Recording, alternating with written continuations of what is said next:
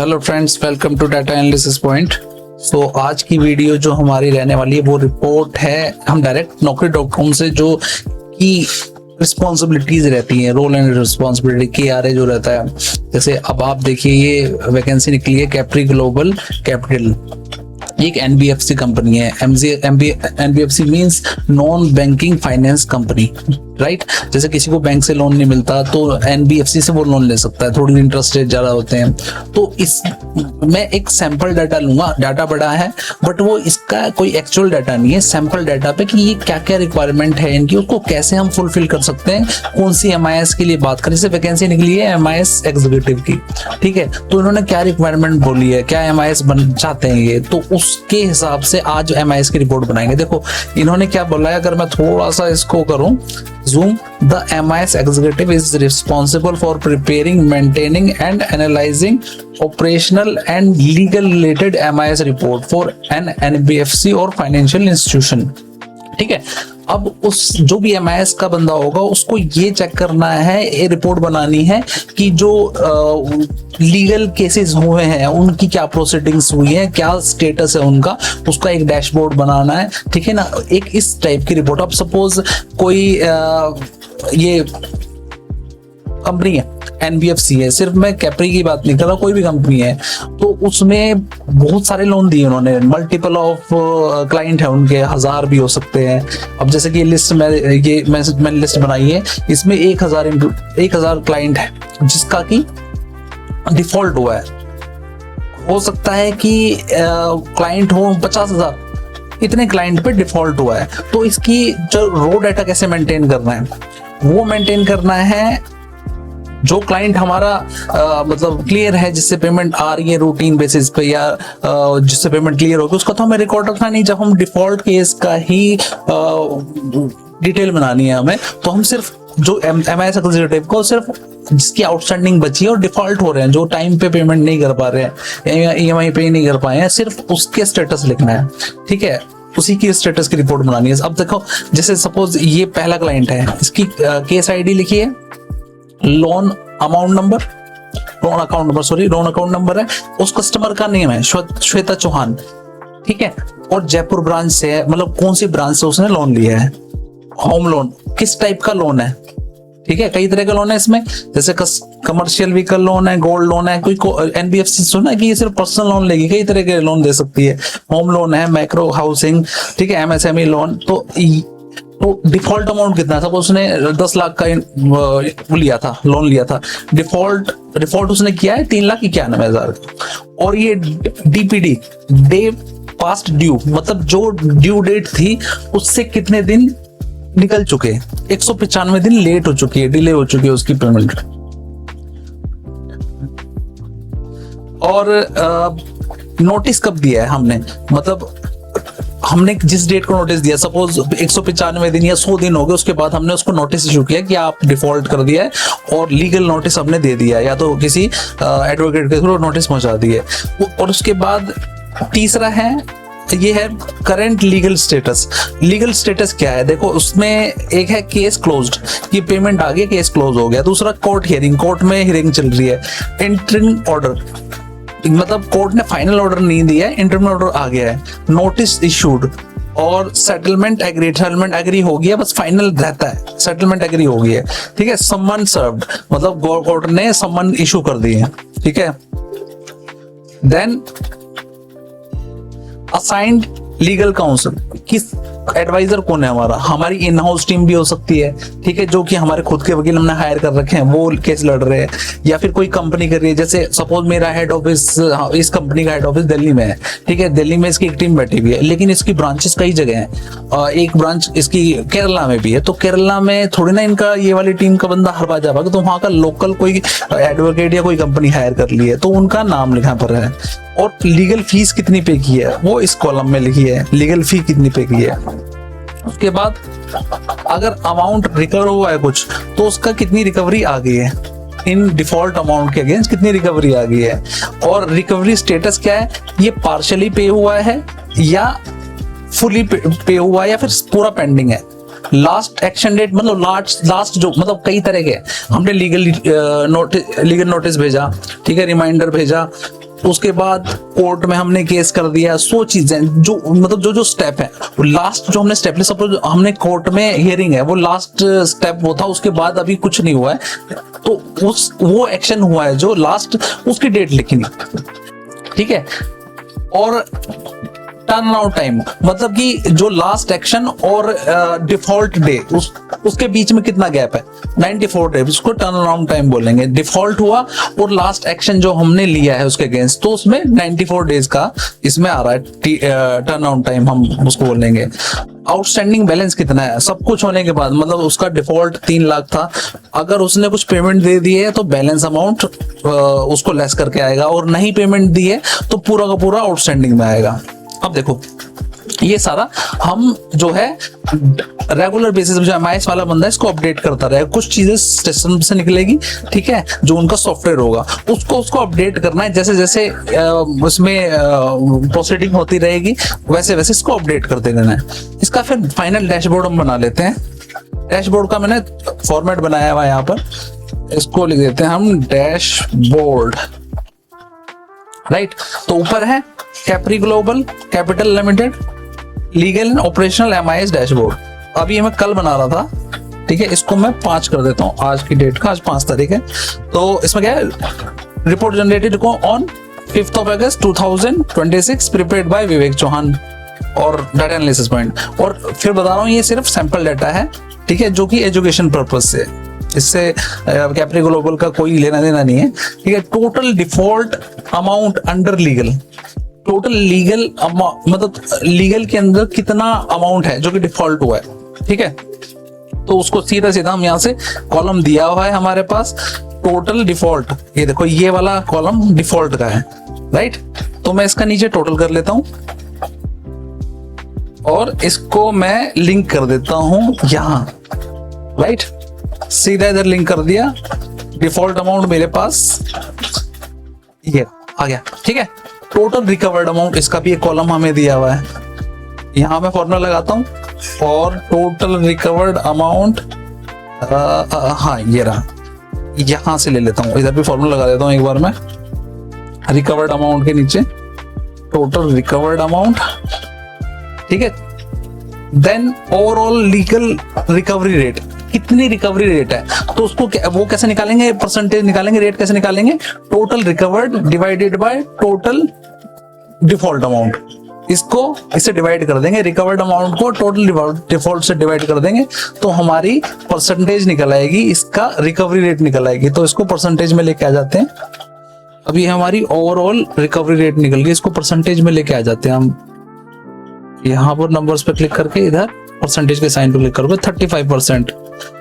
Total legal fees एक्सपेंस्ड, मतलब कितना ये जो प्रोसीडिंग्स हुई हैं, जो भी लीगल नोटिस गया है, उस पे जितनी भी लीगल एक्शन लिया हमने, उस पे टोटल फीस कितनी लगी है हमारी।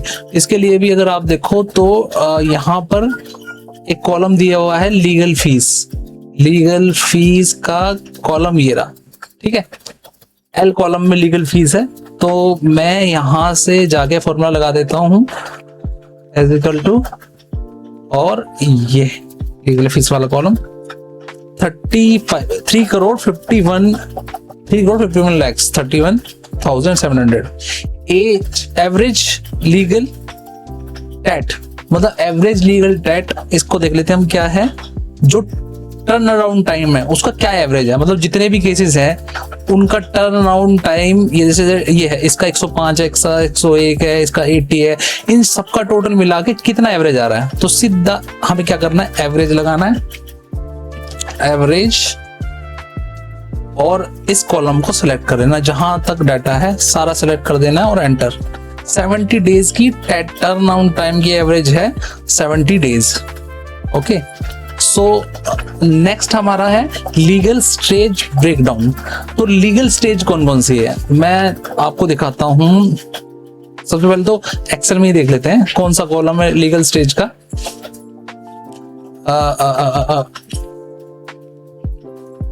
ये वाला देखो, कॉलम नंबर जे आपको दिखाई दे रहा होगा, लीगल स्टेज। इसमें कितनी तरह के लीगल स्टेज है, केस क्लोज हो चुका है, ये जो सारे केसेस हैं इनमें से कुछ केसेस होंगे जो क्लोज हो गए होंगे, ठीक है। कोर्ट हियरिंग, कोर्ट में हियरिंग चल रही है, इंटरिम ऑर्डर। तो ये 5-6 जो है इसको मैंने एक वर्ड फाइल में दिया है ताकि एक्सप्लेन कर सकें। लोक अदालत है, लोक अदालत में अगर स्टेज में है तो इसमें क्या होता है, दोनों पार्टी को बिठाते हैं और मान लो कंपनी की तरफ से कोई रिप्रेजेंटेटिव जाता है और जिसने लोन लिया है वो आएंगे और आमने सामने बैठ के सेटलमेंट कराते हैं, कॉम्प्रोमाइज करा के भी फाइनल किया है। और चेक बाउंस हो जाता है तो इसमें बैंक इस सेक्शन के अंडर क्रिमिनल केस भी कर सकता है उसके अगेंस्ट, पार्टी के अगेंस्ट।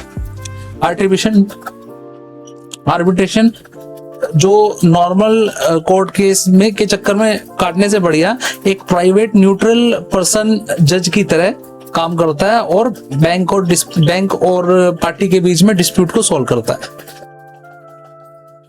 सरफेसी ये बहुत ही स्ट्रिक्ट लॉ है, ठीक है। इसमें क्या करता है, बैंक को इतनी पावर मिल जाती है कि वो कोर्ट ऑर्डर के बिना भी प्रॉपर्टी सीज कर सकता है या नीलाम कर सकता है, ठीक है। लीगल रिकवरी, ये एक तरह से नॉर्मल रिकवरी प्रोसेस है कि भाई हमने लॉयर सबसे पहले क्या करता है, लीगल रिकवरी का नोटिस भेजता है, तो ये वो वाली स्टेज पे है। तो टोटल 5 स्टेज दी गई है। तो हम इस स्टेटमेंट में हम लीगल स्टेज का डाटा डालेंगे इसमें। सबसे पहले तो यहाँ पर हम कर लेते हैं, जितनी भी स्टेजेस हैं उनका नाम डाल देंगे यहाँ पर। उसके लिए क्या करना है, हमें यूनिक का फॉर्मूला लगाएंगे, यूनिक। और जिस कॉलम में रिकवरी स्टेजेस हैं उसको सिलेक्ट कर लेंगे, जितना जहां तक डाटा है उसको सिलेक्ट किया और एंटर। अब ये यूनिक नंबर्स लेके आ गया, यूनिक टेक्स्ट जितने भी हैं, ठीक है। केसेस काउंट, इस स्टेज में कितने केस काउंट है, कितने केस जो है सेटलमेंट एग्रीड में है, उसके लिए काउंटिंग के लिए हमें काउंट करना है उस केस को, उतने केसेस को। तो उसमें कितने नंबर्स ऑफ केसेस है, तो मैं काउंट का फॉर्मूला लगाता हूं, काउंट इफ, और सेलेक्ट करेंगे हम लीगल स्टेज, हमारी रेंज है और क्राइटेरिया हमारा लीगल स्टेज है 164। इसी को सेम कॉपी कर देंगे नीचे तक। तो ये सारी हमारी केसेस काउंट आ गया, स्टेज के काउंट आ गए। डिफॉल्ट अमाउंट, इन केसेस में टोटल डिफॉल्ट अमाउंट कितना था, तो मैं फॉर्मूला लगाऊंगा सम इफ का। लीगल स्टेज हमारा क्राइटेरिया रेंज हो गया, क्राइटेरिया हमारा हो गया legal stage, then sum range, total default amount हमारा सम रेंज है, तो डिफॉल्ट अमाउंट हमारा कॉलम एफ नीचे तक कॉपी पेस्ट कर देंगे, right. Recovered amount, similarly sum if का फॉर्मूला लगेगा। बस इसमें हमें क्या करना है, फॉर्मूला चेंज करना है। रेंज वही रहेगी हमारी, सम जो क्राइटेरिया वही रहेगा, बट सम रेंज चेंज करना है। जैसे यहाँ पर आपको दिखाई दे रहा होगा एफ कॉलम को सिलेक्ट किया है। अब हम वहां पर जाके देख लेते हैं कि रिकवरी अमाउंट जो है वो कौन से कॉलम में है। रिकवरी अमाउंट है, रिकवर्ड अमाउंट एम कॉलम में, तो मैं एफ की जगह यहां पर थोड़ा सा बड़ा करता हूं, हाँ, एफ की जगह मुझे यहां पर एम डालना है, एंटर, कॉपी नीचे तक पेस्ट करेंगे। तो ये हमारा टोटल इतने केसेस हैं जिनकी रिकवरी हो गई है, इतना अमाउंट है टोटल। ओके, तो ये हमारा डाटा तैयार हो गया इस टेबल का। देन नेक्स्ट है हमारा रीजन वाइज पोर्टफोलियो एक्सपोजर, किस रीजन में कितने केसेस हैं और कितना आउटस्टैंडिंग है, ठीक है। डिस्प्यूटेड अमाउंट कितना है, डिफॉल्ट अमाउंट कह सकते हैं। तो रीजन के लिए हमें यूनिक का फॉर्मूला लगाएंगे इसी शीट में। अब देखो यूनिक का फॉर्मूला हम लगाएंगे लीगल ब्रांच एंड रीजन, ये रहा इस वाले डी कॉलम में। तो सीधा हमें क्या करना है, यूनिक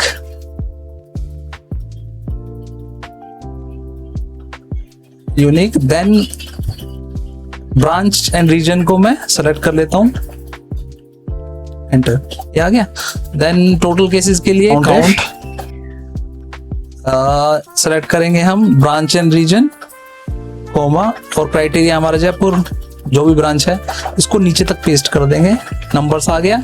और टोटल एक्सपोजर कितना है, मतलब कितना डिफॉल्ट अमाउंट है ब्रांच के हिसाब से। तो सम इफ का फॉर्मूला लगाएंगे, सम रेंज क्राइटेरिया रेंज है, क्राइटेरिया हमारा स्टेट हो गया, स्टेट या फिर रीजन, एंड सम रेंज हमारा हो गया डिफॉल्ट अमाउंट। तो ये हमारी रिपोर्ट, दोनों स्टेटमेंट तैयार होगी। अब इसमें हम चार्ट ऐड कर सकते हैं। देखो मैंने बेसिक्स जो डाटा है वो समझा दिया और इसकी बेसिक रिपोर्ट समझा दी, कैसे बेसिक डैशबोर्ड बना सकते हो। इसको मॉडिफाई आपको करना है जितना आपका स्किल्स है एक्सेल में या फिर पावर बीआई में, जिससे कर सकते हो, जितना बेटर कर सकते हो वो आपके ऊपर है। ठीक है, अब इसका चार्ट बना लेते हैं। मैं सेलेक्ट करूँ करंट स्टेज, डिफॉल्ट अमाउंट और रिकवर्ड अमाउंट, ये तीनों को मैं सेलेक्ट कर लिया और देन इंसर्ट में जाके मैंने फॉर्मूला ये वाला सेलेक्ट कर लिया चार्ट। इस चार्ट को मैं यहां नीचे प्लेस कर देता हूं और थोड़ा अलाइन कर लेंगे इसको टेबल के साथ साथ। देन मुझे करना है रीजन वाइज, जो पोर्टफोलियो एक्सपोजर है उसका एक मैं बना लूंगा, सेलेक्ट किया रीजन तक और फिर total exposure, sorry branch and region और टोटल एक्सपोजर। अब इंसर्ट करता हूं मैं, इस बार मैं चार्ट लगाता हूं पाई चार्ट, बार चार्ट लगा चुका हूं, तो मैं पाई चार्ट के लिए यहां क्लिक करेंगे और ये मैं पाई चार्ट लगा दिया मैंने। इसको मैं इसके साथ प्लेस कर देता हूं नीचे। ठीक है, अब इसमें क्या कर सकते हैं हम, थोड़ा सा अलाइन करने के लिए इसको इसके बराबर लेके आ जाता हूं इस चार्ट को। ओके, तो ये बेसिक चार्ट मैंने आपको बता दिया, बेसिक डैशबोर्ड ऐसे बनेगा। इसको मॉडिफाई कैसे करना है, आप कैसे इसको मतलब सजा सकते हो देखने में अच्छा लगे ताकि। ठीक है, चलो अभी फिलहाल के इतना ही।